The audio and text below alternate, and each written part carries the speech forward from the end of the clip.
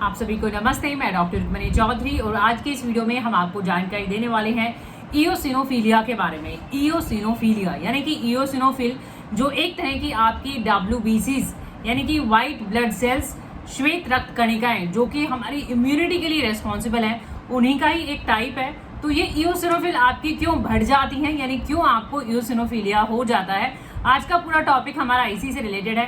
पूरी जानकारी देने वाले हैं कि ये क्या कंडीशन है, ये क्या प्रॉब्लम है, कैसे होता है, इसके कॉजेस की बात करेंगे, वजह की बात करेंगे, साइन और सिम्टम्स यानी लक्षण की भी हम बात करने वाले हैं कि क्या दिक्कतें आती हैं, क्या सिम्टम्स आपको देखे जाते हैं। मोस्ट इफेक्टिव होम्योपैथी मेडिसिन की भी हम बात करेंगे और ट्रीटमेंट इन एलोपैथी यानी एलोपैथी ट्रीटमेंट की भी हम बात करने वाले हैं। तो पूरी जानकारी के लिए आपको पूरा वीडियो जरूर देखना है।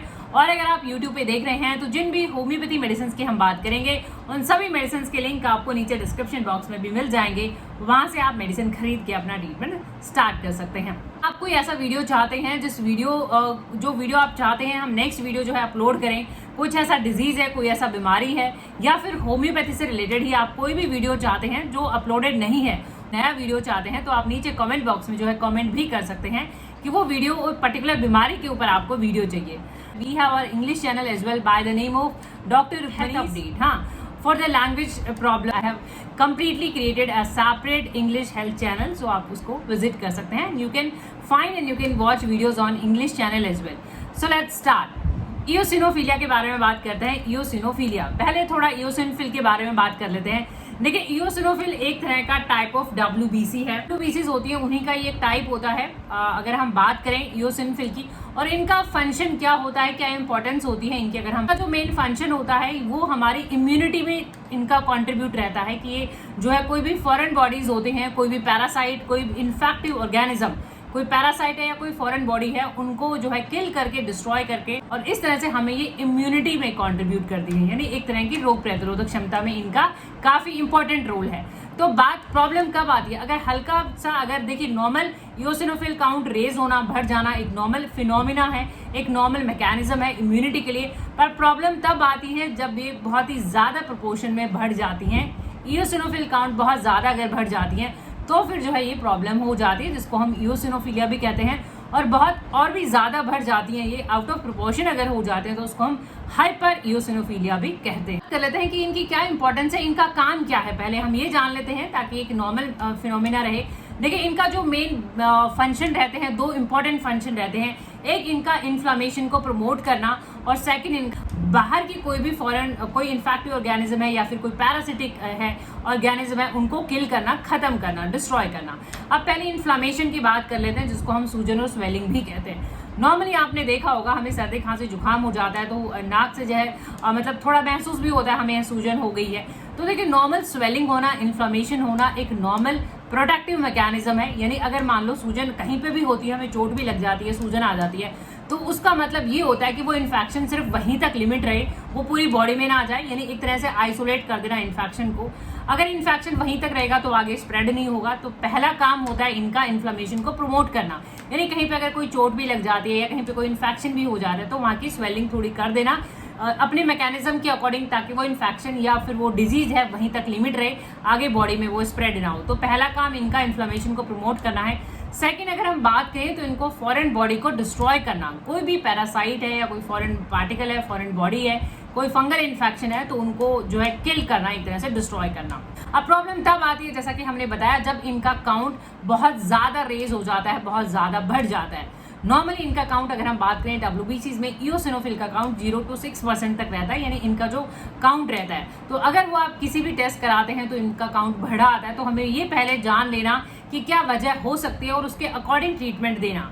और आप उस टेस्ट को बार रिपीट भी करा सकते हैं, क्योंकि कई बार ऐसा होता है आपका इयोसिनोफिल काउंट बढ़ा है किसी इन्फेक्शन, इन्फ्लेमेशन के बाद, वो धीरे धीरे अपने आप भी कम हो जाता है। तो एक बार टेस्ट को रिपीट जरूर कराना, हफ्ते, 2 हफ्ते, 3 हफ्ते के बाद में, ताकि देख लेना कि अब आपका वो नॉर्मल। टाइप्स ऑफ इयोसिनोफिलिया की, यानी कि इयोसिनोफिलिया कितनी तरह के होते हैं, अगर मेजर हम बात करें तो 2 टाइप के ये होते हैं। हम 2 तरीके से सेग्रीगेट कर सकते हैं, 2 तरीके से जो है कैटेगराइज कर सकते हैं। एक टिश्यू इयोसिनोफिलिया है और एक ब्लड इयोसिनोफिलिया। अब नाम से ही पता लग रहा है ब्लड इयोसिनोफिलिया, यानी कि ब्लड में आपके इयोसिनोफिल का काउंट बढ़ जाता है तो हम उसको ब्लड इयोसिनोफिलिया कहते हैं। और ये आपका रैंडमली जब आप कोई कंप्लीट ब्लड काउंट कराते हैं, CBC कराते हैं, तो ये उसमें फाइंड आउट होता है कि वहाँ पे पता लगता है। अब बात करते हैं हम टिश्यू इओसिनोफिलिया। देखिए टिश्यू की अगर हम बात करें, जैसा हमने स्टार्टिंग में भी बताया था कि ये एक पर्टिकुलर जगह पे जहाँ पे इन्फ्लामेशन हुई है या जहाँ पे कोई इन्फेक्शन हुआ है वहाँ पे जो है इनका काउंट बढ़ जाता है। अब जैसे हम म्यूकस की बात कर लेते हैं, साइनोसाइटिस की बात कर लेते हैं, तो आपका जो नेजल म्यूकस होगा, अगर आप टेस्ट कराएंगे, सैंपल लेंगे वहाँ पे, तो वहाँ पे पर्टिकुलर टिश्यू में भी जो है वो उसका इओसिनोफिल काउंट बढ़ सकता है। तो यानी ये ब्लड में भी बढ़ सकते हैं इओसिनोफिल काउंट, और ये आपके टिश्यू में भी बढ़ सकते हैं। म्यूकस की हमने जहाँ पे बात करी है, अगर सैंपल स्टडी करते हैं तो उसकी अगर हम बात करें, यानी कारण की अगर हम बात करें कि इओसिनोफिलिया का काउंट आपका क्यों बढ़ जाता है, कारण हर एक केस में अलग हो सकता है। कई बार ड्रग्स, कुछ मेडिसिन ऐसी ब्लेम करी जाता है, जैसे मान लो आपने कोई मेडिसिन ली और उसके बाद जो है आपका इओसिनोफिल काउंट बढ़ सकता है। तो नजर रखना, वॉचफुल रहना कि आपका उस मेडिसिन के बाद अगर ऐसा हुआ है तो उस मेडिसिन को डिसकंटिन्यू कर देना, जो हम ट्रीटमेंट में डिस्कस करेंगे। कई बारी अगर हम बात करें, जैसे मान लो अस्थमा की, जैसे एलर्जिक अस्थमा है, स्किन की कोई प्रॉब्लम है, स्किन डर्मेटाइटिस है, एक्जिमा है, उस केसेस में भी आपका इओसिनोफिल काउंट बढ़ जाता है। कुछ ट्यूमर्स हो गए, कैंसर्स हो गए, हॉजकिंस लिम्फोमा हो गया, ल्यूकेमिया हो गया, सर्टेन टाइप ऑफ कैंसर्स जिसमें भी आपका इओसिनोफिल काउंट बढ़ जाता है। सिंड्रोम्स भी ऐसे होते हैं। क्रॉन डिजीज की अगर हम बात करें तो उसमें भी कई बार आपका इओसिनोफिल काउंट बढ़ जाता है। यानी बहुत सारी कंडीशन हो सकते हैं, कुछ मेडिसिन हो सकती हैं, कुछ इन्फेक्शन के बाद ऐसा देखा जाता है। इन्फ्लेमेशन में तो हमने बात करी है, स्वेलिंग के केसेस में देखा जाता है, और ट्यूमर्स हो गए। इन्फेक्शन और पैरासिटिक इन्फेक्शन की अगर हम बात करें तो साइन और सिम्टम्स की, यानी कि लक्षण की, कि क्या लक्षण होते हैं, क्या सिम्टम्स से हम देख सकते हैं कि आपका इओसिनोफिल काउंट बढ़ा हुआ है। देखिए सिम्टम्स की जहां तक बात करें, हमेशा अंडरलाइंग कॉज, यानी किस वजह से आपके इओसिनोफिल काउंट बढ़े हैं, वही आपके सिम्टम जो डिटरमाइन करेंगे कि वही आपको सिम्टम्स देखे जाएंगे। जैसे मान लो अगर हम बात करें इसमें, तो इन्फेक्शन में आपका टेम्परेचर रेज होना, कॉफ कोल्ड होना, ये सारा देखा जा सकता है। और अगर हम बात करें स्किन ईचिंग की, तो स्किन में ईचिंग देखे जाना, इवन रैश देखे जाना। अगर एलर्जिक रिएक्शन है तो रैश यानी दाने हो सकते हैं, आपको खुजली हो सकती है वहाँ पे।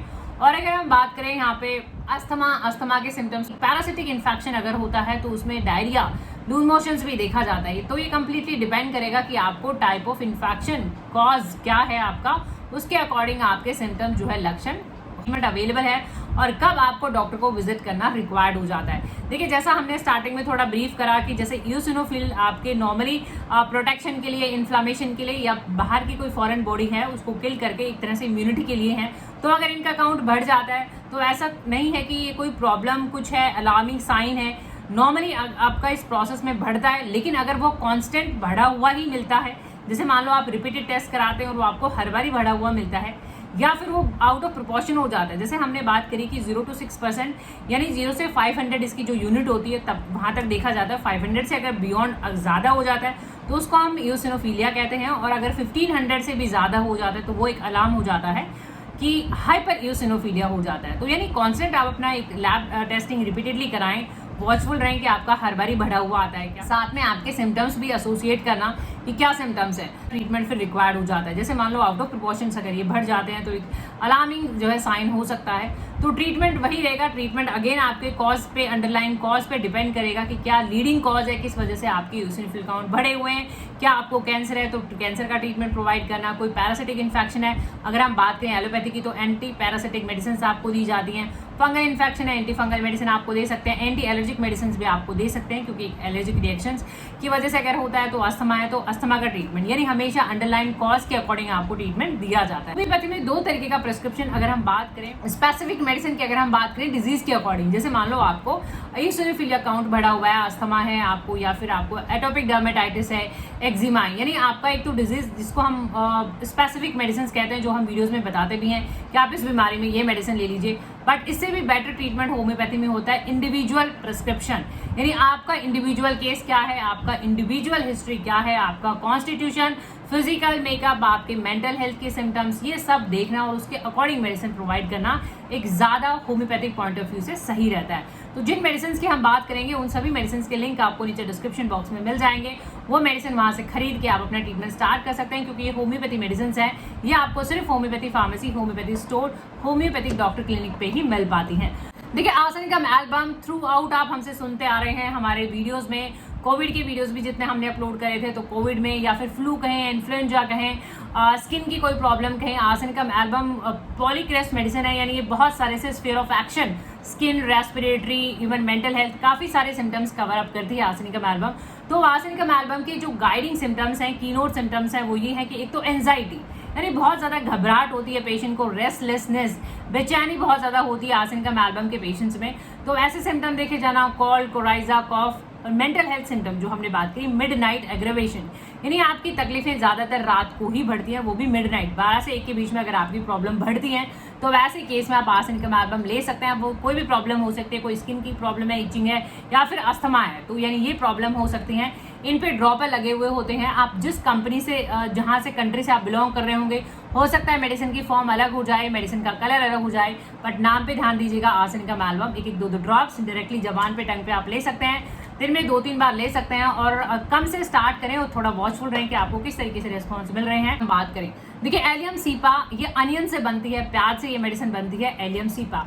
अगर हम प्याज की बात करें तो प्याज जैसे भी आप देखते हैं, उसको पील करते हैं, छीलते हैं तो आपको छींक आ जाती है, आंखों से पानी आ जाता है, तो वहीं से इसका जो है मेडिसिन का असर करना, काम करना, वहीं से ड्रॉ करके जो है इसका मेडिसिन एक्शन भी उसी तरीके का है कुछ, कि एलियम सीपा में कोराइजा, यानी आपके नाक से भी पानी आता है, आपकी आंखों से भी पानी आता है, और जो नाक से पानी आता है वो एक्रिड, यानी वो जलन करता है, जिसको हम एक्रिड कोराइजा कहते हैं। और आंखों से ब्लड डिस्चार्ज, यानी उसमें कोई जलन नहीं होती, लेकिन आंखों से भी पानी आता है, नाक से भी पानी आता है, जैसे आप प्याज को छीलते हैं वहीं से ही, तो सेम सिमिलरली आपको ये सिम्टम देखे जाते हैं। और लेफ्ट साइडेड, यानी ज्यादातर जो प्रॉब्लम होगी वो आपकी बाहिनी तरफ में ज्यादा लेफ्ट साइडेड मेडिसिन मानी जाती है, तो ऐसे हे फीवर में भी इवन दी जाती है एलियम सीपा। तो ऐसे कोई सिम्टम्स हैं तो आप एलियम सीपा देखें, कम क्वांटिटी में खरीद लें, 1-2 बूंदे सुबह दोपहर शाम। काली बाइक्रोमिकम अगर थोड़ा हम स्पेसिफिक जाएं तो साइनोसाइटिस के केसेस में, अगर हमने यहाँ पे बात करी इन्फ्लामेशन की, यानी इओसिनोफिलिया इन्फ्लामेशन के केसेस में रेज होता है, तो साइनोसाइटिस यानी साइनस की स्वेलिंग हो जाना, तो साइनोसाइटिस में साइटिस काली बाइक्रोमिकम। अब सिम्टम्स क्या रहेंगे काली बाइक्रोमिकम के, कि आपको जिलेटिनस रोपी म्यूकस, यानी जो बहुत सारे पेशेंट बताते भी हैं कि हमारा जो म्यूकस है वो निकलता ही नहीं है, इतना स्टिकी होता है, इतना जिलेटिनस होता है, रोपी निकलता ही नहीं है, रेशेदार जिसको कहा जाता है, तो ऐसे केस में आप काली बाइक्रोमिकम देख सकते हैं।